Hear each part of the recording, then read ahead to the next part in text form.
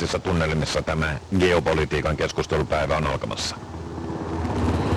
No, tämä on tietysti alkamassa jännittävissä tunnelmissa siinä mielessä, että juuri NH90 kopterin säksytys, jolla tehtiin Stubb ja Kenian presidentti William Ruto, joka on täällä kopterin vieras, niin saapuivat hetki sitten tänne Naantalin kultarantaan.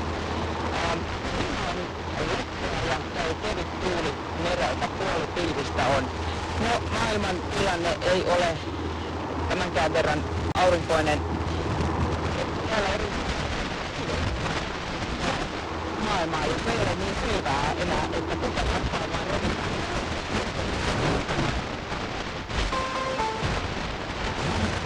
Edustusta tosiaan Afrikasta. Täällä on Intian ulkoministeri, Yhdistyneiden Arabiemiraattien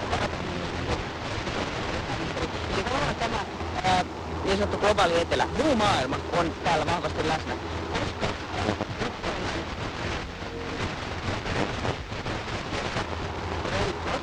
Koko maailmassa ole sitä. Lähi-idän tilanne näkyy tietysti kaikkialla.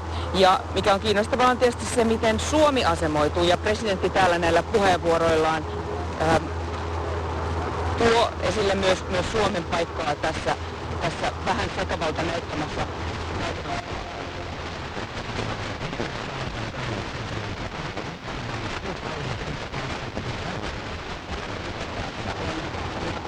Ankaran huippukokous ja media keskustelee jo ikään kuin toista kertaa siitä, että pitäisikö Putin kanssa puhua, mutta tätä keskustelua näköpiirissä ei ole. Sen sijaan Eurooppa tuntuu nyt hapuilemaan siinä, että